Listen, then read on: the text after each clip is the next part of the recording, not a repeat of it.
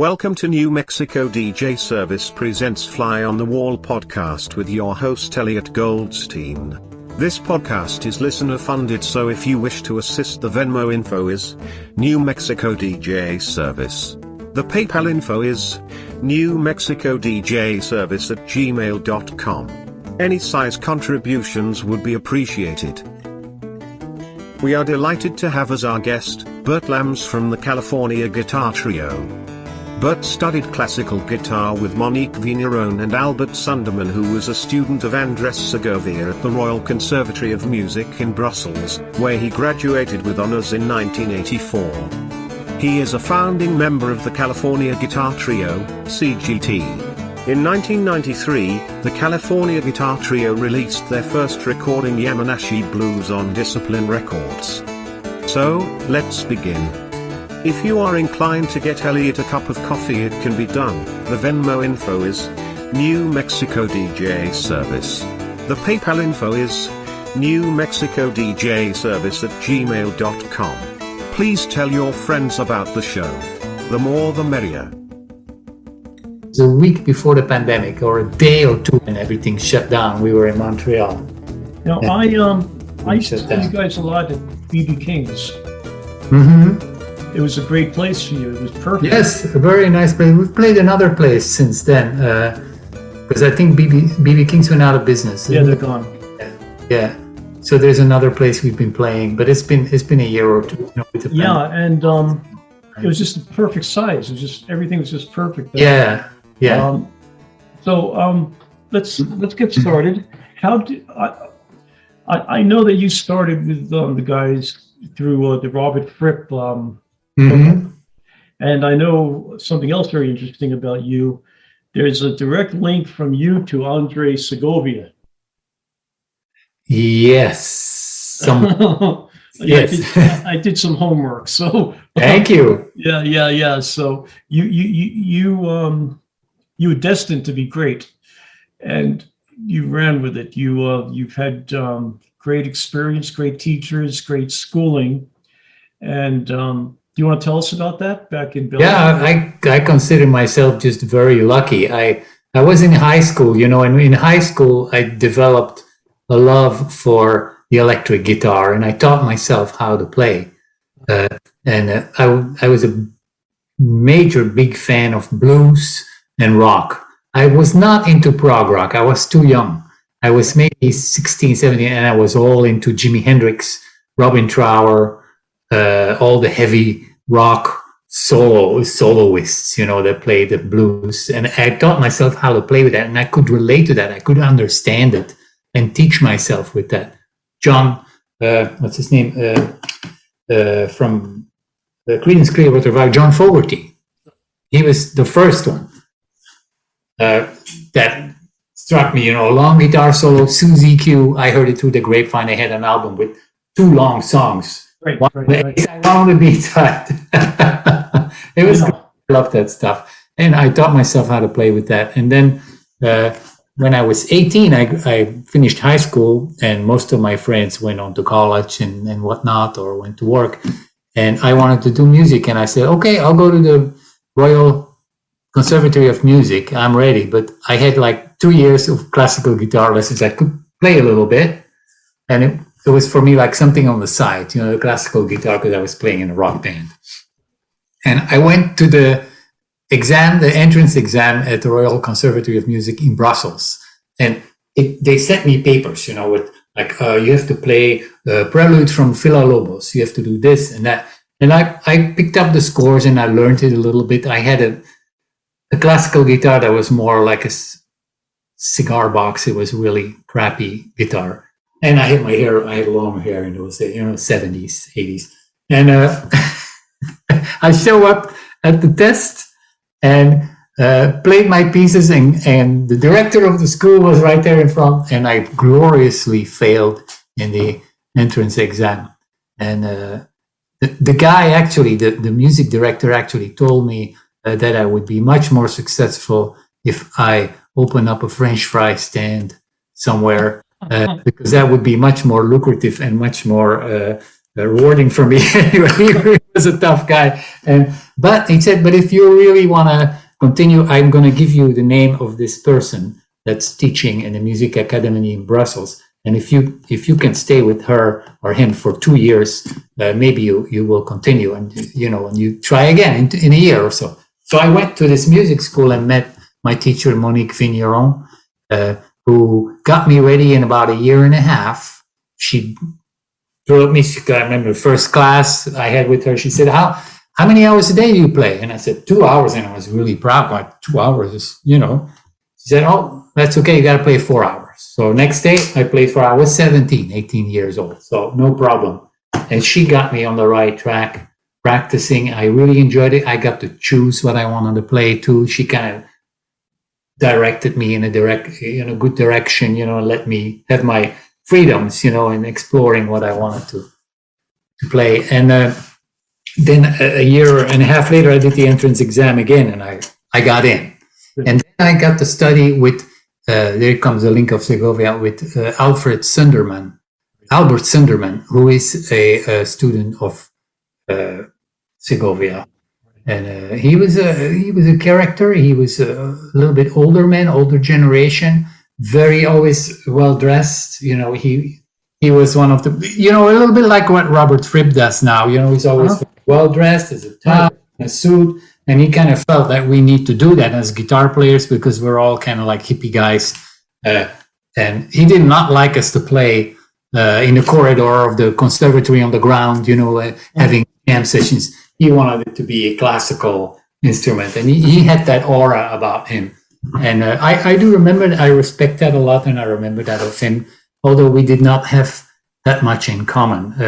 I consider my main teacher to be Monique Vigneron, because she got me a real love for the classical guitar repertoire. But Albert Sundermann was a great guy, and he also, I only studied with him for 1 year, but he let me do whatever I wanted.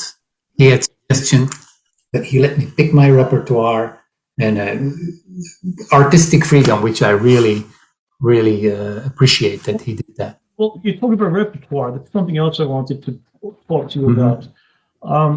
You guys cover, and I'm talking about the trio, from the most obscure prog pieces to, Bohemian Rhapsody and everything in between. Is there? Do one of you guys, or do you all get together and pick out your? Well, it's not just us; it's our fans, and our friends. I would say there's a big chunk of the repertoire is suggested by friends that it's a good example. Our friend Mark Perry in Long Beach played us a video of Sleepwalk. Right. With the Hawaiian guitar. I never heard that before. I was like, whoa, that's cool. Let's do that. Boom. And we learned the piece and we played it. And people loved that piece when we played it. Live, I mean, if I was going to do my playlist of other artists, you covered them. Mike Oldfield, you did Tubular Bells. Oh, yeah. Well, that came from us. Sure. We grew up with that music. That was such a big, remember that album came out. We were, with friends, listening. Ryuichi Sakamoto, Merry Christmas, Mr. Lawrence. That's from Hideo. That came from Hideo. Hideo, yeah. And everything in between. If I was putting together a playlist, it would be you guys covered like 90% of it. Well, another important figure in our development as a trio was Tyler Trotter. He was our sound man for several years, 4 to 5 years, and he traveled with us. And he had a very particular particular taste of music. And while we were driving, he would say, "Hey guys, listen to this and that." And we'd hear all this stuff. I forget all the names of the bands, but we covered some of the things that he played. The Good, the Bad, and the Ugly, Ghost Riders. Ghost Riders. Yeah. Those came more from the trio, things that we grew up with, Ennio Morricone made a huge. It's the things that touched our generation a lot. Echoes by Pink Floyd was a major. Dark Side of the Moon. There's so many. I spoke to Alan Parsons a few weeks ago. Speaking of Dark Side. Yeah. Yeah, and he actually he has a band out there now that he's Uh-huh. kind of overseas, and they do a lot of the Pink Floyd stuff.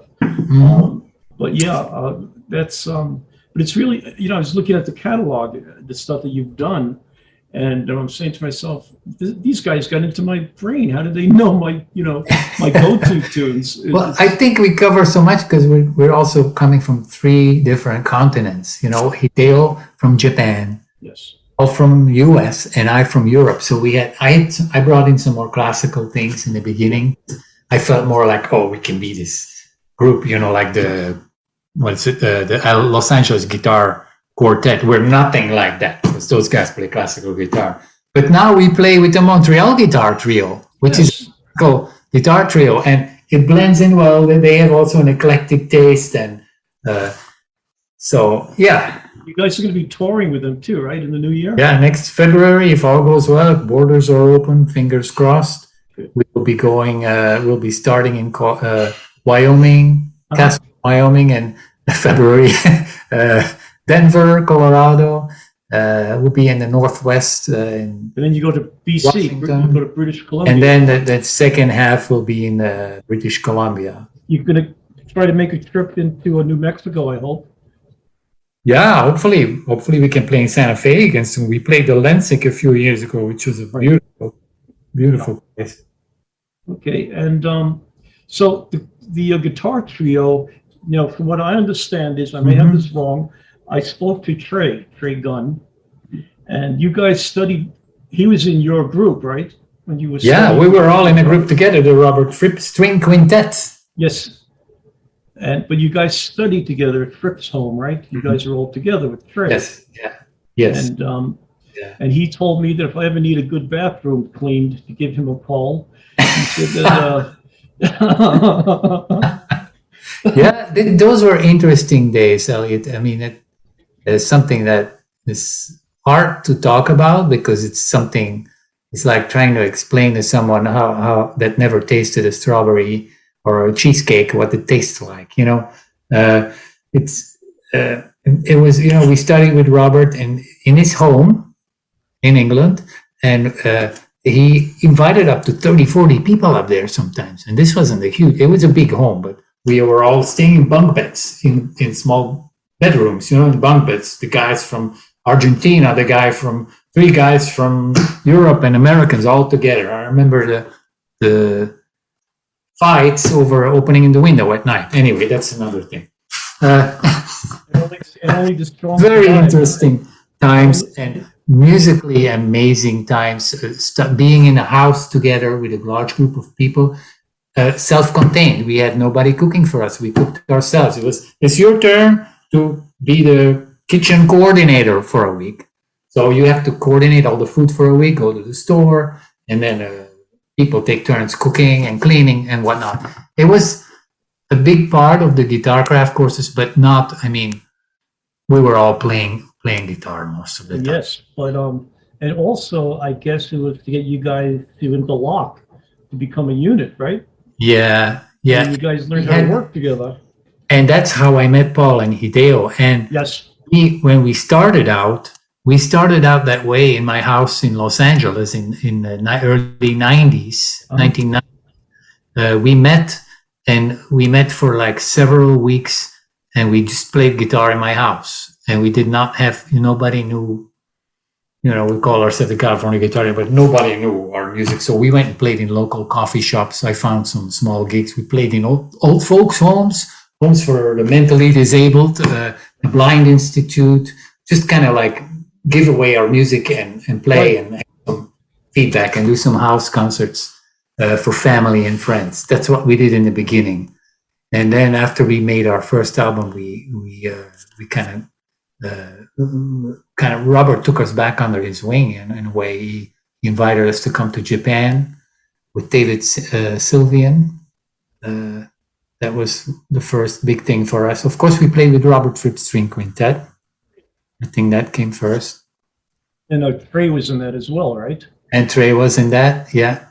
And then Trey was also with the group with David Sylvian, with Mastelotto. And I remember going to Japan, Robert saying, those were iffy days, because we were not paid to play or anything. It was not like with contracts. It was like, well, you can be the opening act and it's great exposure for you. And that's it.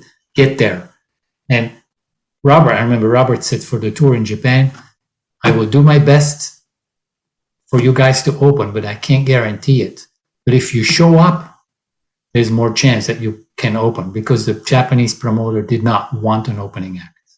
So we flew, all three of us, from Los Angeles to Japan to Tokyo, showed up, and the promoter said, no, we don't want an opening act. And I remember Robert took him in the room before the first show. I don't know what happened in that room, but he came out and he said, you guys have the gig. So the rest is history. Yes. Wow. And some inside information, we were invited recently, Robert Fripp and King Crimson, Yes. They did a tour, finished the tour yesterday or the day before yesterday. Yeah. We were invited to that tour with the trio. He invited us to go. You want to do it? The promoter was very adamant that there's because COVID. Yeah. Because you probably read there was 10 days quarantine and all this stuff. And they did not want people to have intermission, I guess, in the opening intermission. And they just had to do the concert and get it over with. I know a lot of the guys who opened for Crimson from the Frank Zappa band. Mm-hmm. Zappa's band opened. I know a lot of those guys. And, very nice guys. We met them. Yeah, I know, and I'm very friendly with a lot of them. Yeah, and, Mike Keneally's awesome. Yeah, who else is great? Ray White. Yeah. Ray's going to be on Wednesday's meeting. He's a character. He's a character. I enjoy talking to him. Yeah.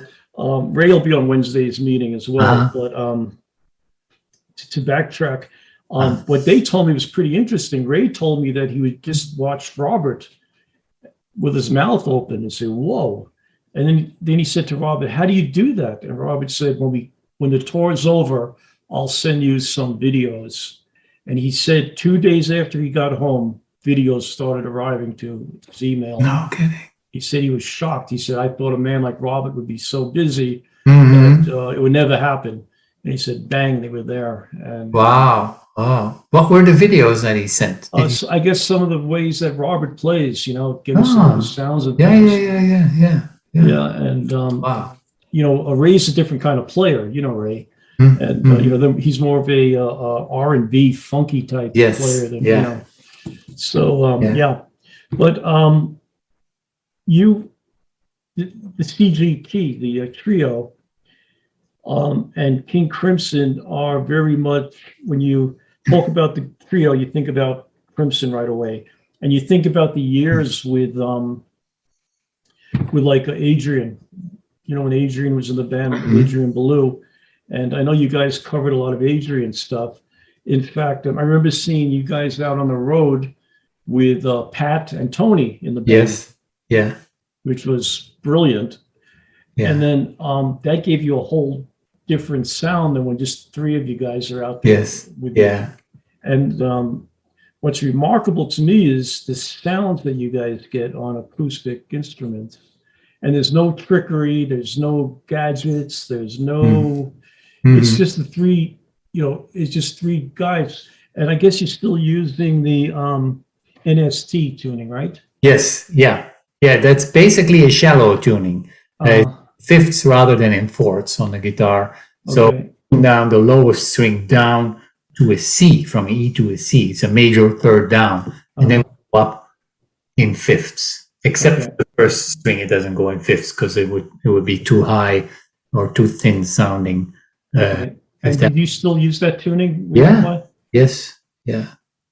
And that's pretty much an alternate. I mean, it is an alternate tuning, but it's not a. It's not really an alternate tuning. It's not a standard alternate. It is, because to me it is an older tuning than the standard guitar tuning. It comes from the violin and the viola and the cello, which have been around longer than the guitar. The guitar came on vogue here in Europe maybe in the 1800s, early 1800s, with Francisco Torres, who was the inventor, considered the inventor of the instrument, because he made the guitar a standard model of the guitar that was widely accepted. and copied like the Martin guitar. You know, it became the what you call it, the standard. You know, Right.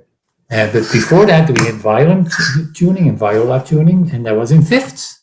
And this goes back to that in a way. I don't think it's taken from that. Robert came up with that, and I think it's a brilliant because we can play pieces that we would never even dream of playing otherwise. I mean, including some classical music by Beethoven or piano arrangements or things that need more bass.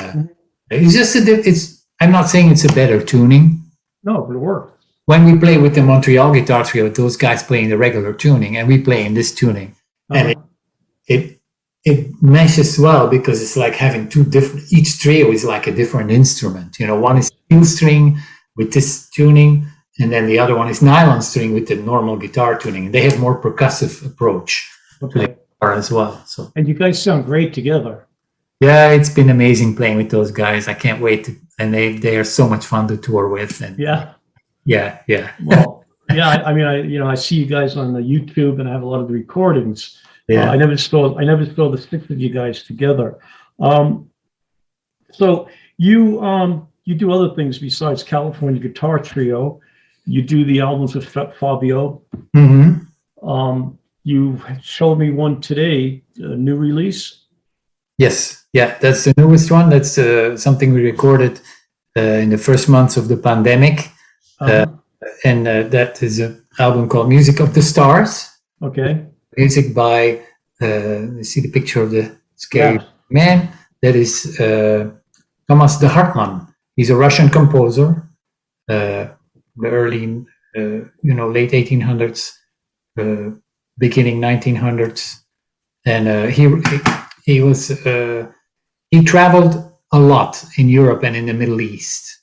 With his teacher Gurdjieff, and Gurdjieff was a spiritual teacher. There's also a little bit of a link there that we have with Robert Fripp, because Robert Fripp, when we met him on the Guitarcraft courses, he was the director of this school or institute in Clermont Court that was based on the teachings of Gurdjieff, the spiritual teacher. And you have a song, a tribute to Gurdjieff. Say again? You have a tribute song to Gurdjieff. We have Fabio and I have 3 albums. 2 are music of Gurdjieff arrangements. Yes. But music of Gurdjieff. And then this last one is exclusively Thomas de Hartmann, who was the guy that brought Gurdjieff's music to the piano and wrote it out and brought it into the world and made it, you can buy these scores on short editions, online or wherever. So the music is widely spread. Keith Jarrett plays an album of this music. Now, a lot of the scores you are on your site. You put up a lot of the scores. Yeah. So I want everybody to get over. We'll talk about your sites. We'll send them over to there. Yeah. But you are nice enough to have them out there. And guys, if you do take any of the scores, make a contribution, because musicians need it these days until we know it's going back. Everybody's thank you. ground. We want our friends to play this music. It's so much fun to play this music. It's very special music and learning material too. I was listening to a lot of your stuff, a lot of your solo work today as well. Your one solo album, which is Nascent, right? That's the Bach preludes. Nascent. Yeah. Now, how do you? A lot of the stuff sounds like bowed cello. Well, I listened a lot to the cello preludes, but I'm using a plectrum and steel string guitar, so I'm using a plectrum. You can't do bow sound unless you're 3 hands. Need that third hand. Yeah, I'm joking now. But I listen a lot to that music, how it's played, and maybe that got into it a little bit, the phrasing that they use. Instead of listening to guitarists playing this music, I'd rather go listen to cellists play, or lute, like Nigel North is a big influence for me. He's a great lute player. And these guys specialize in this kind of music. They call it old music.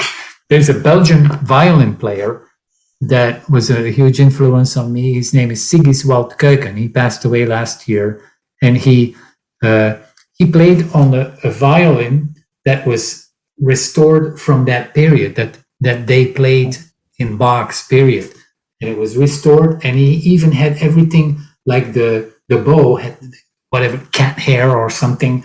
That he used all the original material, and it had kind of a harsher sound. It didn't have that beautiful romantic sound. And the way he plays too, he doesn't do like vibrato or anything on the violin. It's all very plain, because they sang that way too. The music was more abstract almost.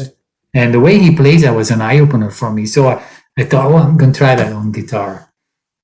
So maybe that's where that bowing. Okay. And also, anyone say that? That's a nice compliment. And a lot of the CGT stuff, and the other stuff is there's a very harpsichordish feel to a lot of it. Yeah, because the harp is the same. The harp is a feather plucking the strings, and you tap instead of a hammer on the piano, you have a feather plucking it when you tap the keyboard. But with the guitar, we have the same principle. Instead of a feather, of course, we have a pick. Our picks are made of Indian rubber, and they're triangular, so they have that kind of sharp attack too, very precise attack. So hence. What kind of guitars do you use? I switch guitars a lot. I've had probably 20, 30 guitars over the few years, and I love to experiment. So I always look for something new. My current guitar, I can get it out if you want. May I show it off? Please. Yeah, okay.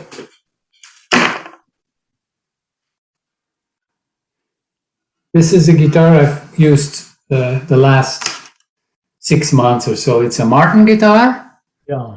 It's kind of a radical departure from the Martin guitar building, and that's what interested me about this guitar. It is made with a different neck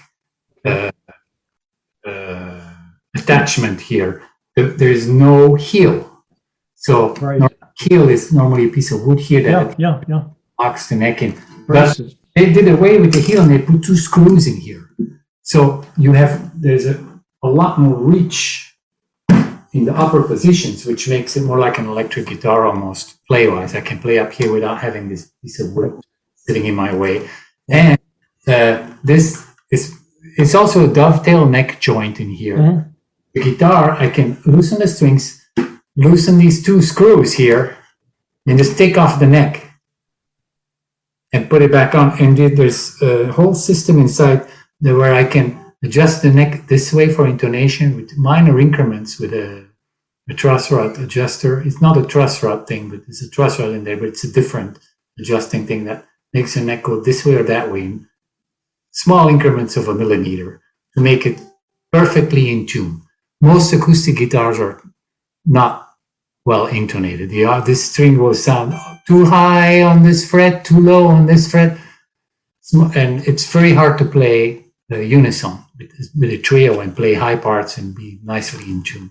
This guitar has that, and it also has a great way of adjusting the neck. You can adjust the neck with little plates that go in there and make the neck higher or lower, just directly higher or lower, very fast within 5 minutes. So say I live in Florida and I go up to British Columbia in February, my neck of my guitar, I know from experience, it will start warping after 3 or 4 days. Yep. Humidity. Yeah. And the dry temperatures, the winter temperatures. And it will start buzzing, and I will loosen the truss rod on my guitar as much as I can, all the way loose, and it will still buzz. Now, with these little plates in there, I can bring a spare plate that adjusts the neck and puts it a little bit lower. I mean, I'm talking a fraction of a millimeter, and the buzzing will be gone. And this will take me 5 minutes to do that. So the guy, I forgot his last name, Ramin is his first name, an Indian guy, came up with this concept for the guitar. It's not a very expensive guitar either. It's made in Mexico. It's a factory-built guitar, and it's absolutely wonderful. Yeah. I also play Breedlove guitars, and they're working on a a new model for us too, for the CGT and for Guitarcraft. It would be a thinner and more easy to hold guitar instead of the bigger, fatter guitars that are Martins. Okay. So you guys are going back out on the road in February. Yeah. And it's not a long tour. It's relatively short. It is a long tour. Well, for us, 3 weeks is long. Okay. You know, we have families. I have a family at home. I have an 8-year-old. 3 weeks, exceptionally, is a long time for us. But Yeah. it's okay. It's okay. Okay. And then you'll take a break and go back out. Yeah, and then we'll go probably back out March or April. So it's a reasonable schedule. Also, we're touring now. Hideo is on his way back to Japan.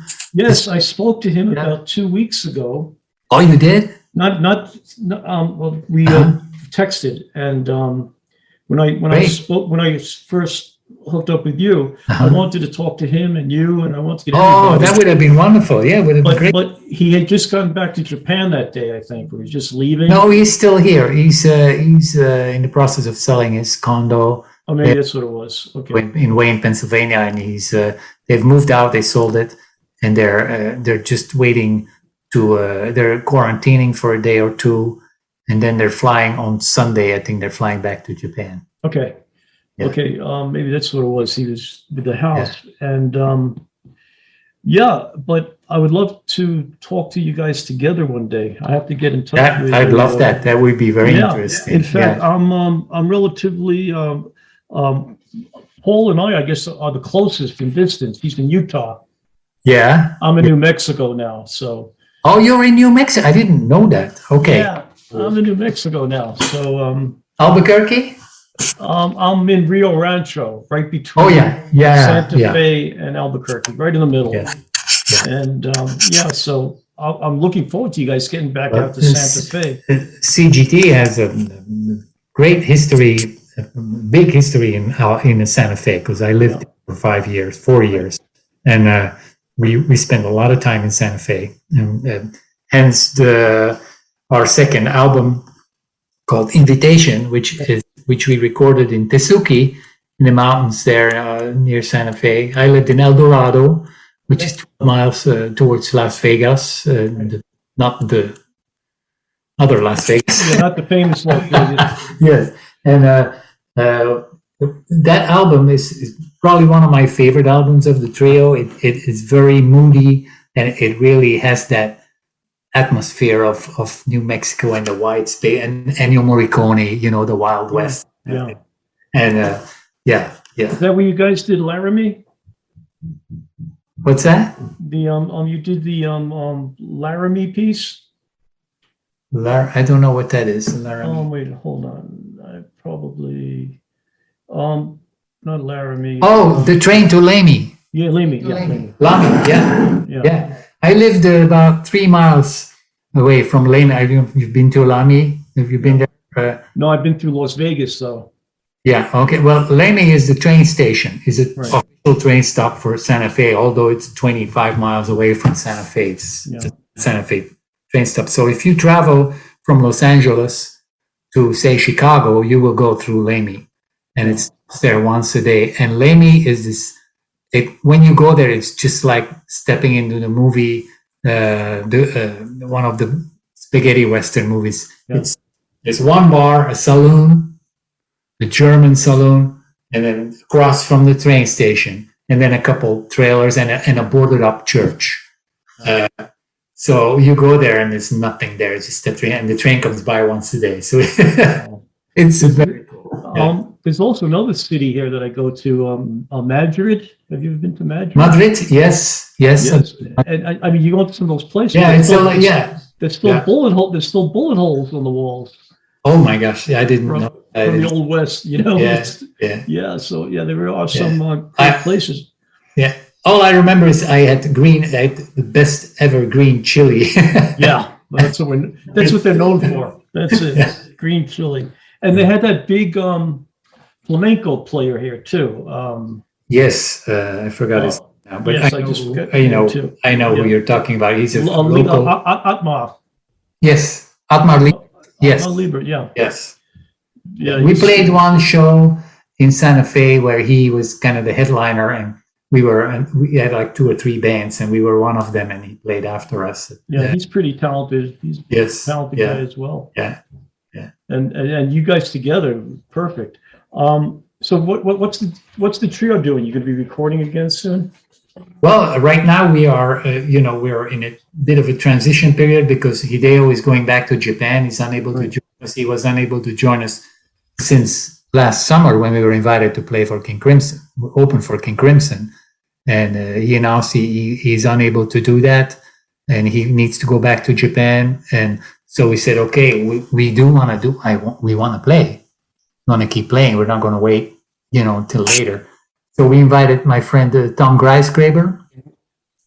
He's a Chapman stick player, and he's not filling in for Hideo. That was the original idea, but he's got his own voice, and he's taking the trio a bit in a different direction, slightly more electric and different. We haven't written any new material together, original material yet, but we are arranging pieces and rearranging some of the older CGT pieces, and we've got 2 or 3 new pieces now that we play with him, but they're arrangements, they're not originals yet. Okay. So the next challenge will be to see how we can write together and get together, but the rapport is good between the 3 of us, and we're onto something, so it's exciting to go in this new chapter of the California Guitar Trio. Where's he located? He's in San Diego, Encinitas, near San Diego. He's also in California. And Tom Grijsgraber goes ways back with us. He's known the trio for probably the last 15 years at least. He's opened for us many, many times, toured with us as opening for the trio. And I have recorded an album with him that's called Unnamed Lands. Tom and I have played many, many concerts together, mostly house concerts.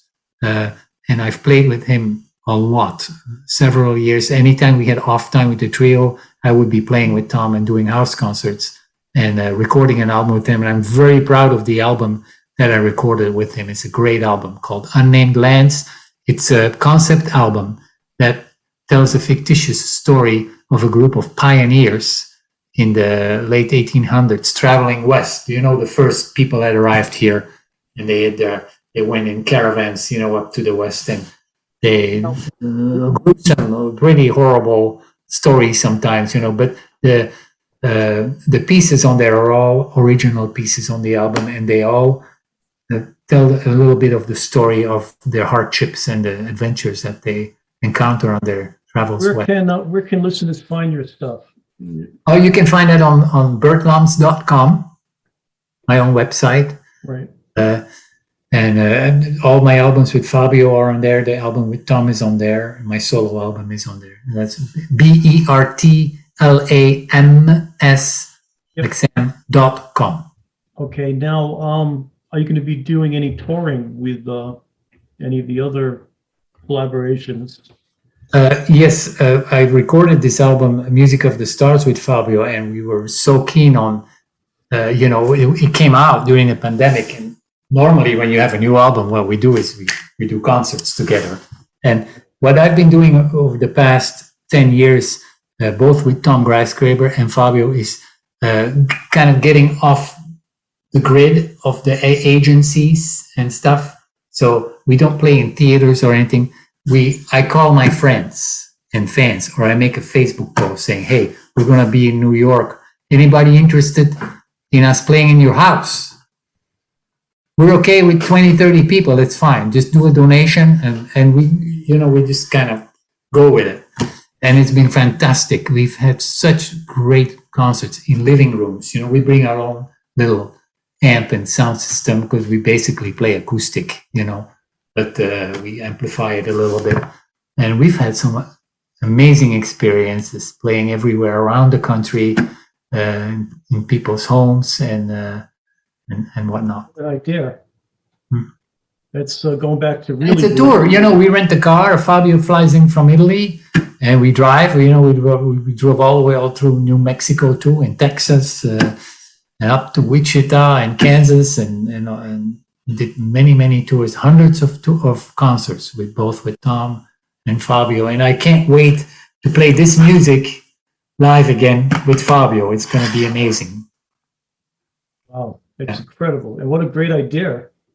Yeah. And it's really grassrooting it, right?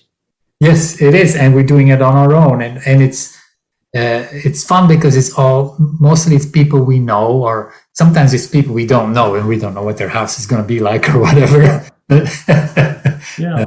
Well, you have a house in New Mexico now. Yeah. Okay. I'm here. So are you listening to anybody now? Is there any music that you're listening to? I'm working so much, and I'm so busy with my family right now, with the new family situation too, with Grandpa here in the house, just arrived last weekend.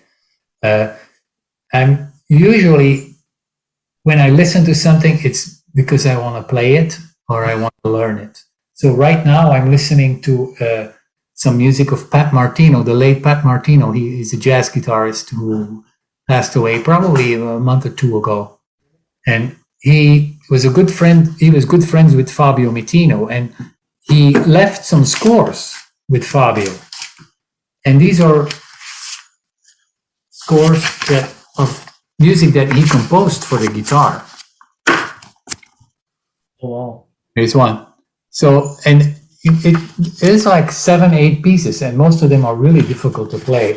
But I'm learning some of the material. I'm studying it because I have such an admiration for that man, and he's one of my guitar heroes. Yeah. So you were talking about some of your heroes earlier. Like Jimi Hendrix, Robin Trower. I'm sure Jeff Beck is in there. Yes. And, yeah. And they're all rock guys, and yet when we think of you and the trio and everybody, you guys kind of, and I hate labels, but you're kind of pigeonholed into that prog label now, probably because of the King Crimson. Yes. Connection. Yeah. And, I was never much of a big prog rock fan. King Crimson, I wasn't so much into it. I liked some of the pieces. I was more a fan of like Robert playing with David Bowie, Hero, and the side or Scary Monsters and the side projects and the League of Gentlemen. I love the Eno stuff. I love that stuff. And Eno, that's what I really love. The King Crimson, okay. And yes, I was not into Yes. I was not a Yes fan. I didn't either. People with capes. I don't know. I don't. And show, the show. Now I appreciate it much more. But when I was that age, I was into rock music. I didn't want. Right. My favorite incarnation of Crimson was the Adrian Belew years. Yes. I love In the Court. I think that album is incredible. Yeah. But the rest of the stuff I liked. But then when Belew hit the scene with them, yes, that was very special. Yeah, the Discipline album and all that. Yeah, I saw them live too, and it was it was an experience seeing them play. And I remember also their stage brand. They all had white suits. Yeah. I remember the double. I remember the double band on stage, the acoustic side and the electric side. Yes, you remember that? No, I don't remember that. No. Bill Bruford was in the band at that time. Yes. So they had the acoustic side, not acoustic, but the more traditional. Yeah. And then on the other side was the electronic, and Robert was in the middle. Yeah. Right. There was like a V. It was and some incredible stuff. But you I don't know. I find it incredible that you three guys could go out there on the road with your acoustic equipment and your hard down amplifiers and everything, and get incredible sounds and just get incredible feel, and the audience loves it. I mean. Well, I think part of that is that we speak to people's imagination. When you play, when you have a really great piece of music, and it's played, with big rock bands, like Bohemian Rhapsody is a perfect example. With the big guitar solo and the drums and the guy singing. But if it's a really great composition, you can just play it on 3 guitars, blink, blink, blink, blink, and the greatness will still come through. That's why I love music by Bach. You can play Bach with any any instrument and it will sound great because it's like a cathedral building, it's so well composed. And a Bohemian Rhapsody was a similar thing. It comes across, people start singing it along, or sometimes they don't sing, and that's fine. They listen and they hear this beautiful composition that they don't even know what it is, but it's like, wow, that's interesting. Nothing's happening twice in this piece. And also, song is A B A B. And you have dedicated fans. Mm-hmm. Your fans are real dedicated. They're really, Well, I have to say that we have to thank the years with King Crimson for that. It was when Robert invited us to open for Crimson in 95 and 96. We played 130 concerts opening for them. And that was our gateway because we met an agent after that tour. And every concert that we play now, we always do, most of the time we do a meet and greet afterwards. We need lobby, sign CDs. Always somebody comes up to us, say, I saw you guys, the first time I saw you guys was Crimson, 95 in Cincinnati or here or there. So those people have been really loyal to us and very always coming back. So we have to thank that experience for that. Without those shows, we would not be where we are. Yep, but you made it work. You guys made it work. Yeah. And I can't wait to hear your next release. Is there anything that you want to tell the people listening about about the future of Bert and the trio and all your other collaborations? Well, the future is always uncertain. The trio always has been a group that's been very much in the moment. Mm-hmm. Like we enjoy what we do. Like, as you say, we are very eclectic. And where do we get all those influences from? All these different pieces. It's just who we are and how we grew up. And it comes out again. We heard this out. Oh, let's try to play this. We're having fun. So I'm hoping we can find, and I think we are on the right track with Tom and Paul, and a little bit of a new group with a new member that we can find, that we can continue along that path. And is that going to be the new California Guitar Trio? For a while it will be until maybe Hideo comes back. Maybe he doesn't. We are quite unsure about that. So you may have to become the California Guitar Quartet. Who knows? Yeah, who knows? There might be another member lurking in the background. Who knows? We're very fluid and flexible, and it's still the California Guitar Trio. We can feel that, and we felt that with the opening for Crimson the second time. The audience was very gracious, and it had the same impact. We had a very good rapport with the audience that way. Crimson is gone now. They're through, right? Well, for now, yeah. I think they've been giving it their all for the last 6 months. So I think I think the band actually. I think Robert said that's it. He's putting for Crimson now. away. Yeah, he said that many times. I know he has. And he's doing another house thing in New York. House thing? He's doing another house. He's having these guitarists back in. Oh, yes, I know. Yeah, of course. Yeah, he's going to do that next summer. In New York. Projects, yes.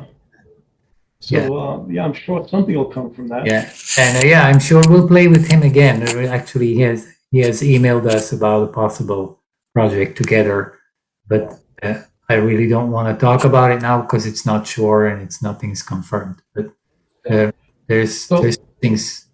I promised I'd get you out of here by the top of the hour. Well, that hour flew by, Elliot. We have to finish. We're not done, so I'm going to have to set up another date with you. Okay? We'll do that. Absolutely. I enjoyed talking to you. You're brilliant. Likewise. Thank you. And hope you have a great holiday.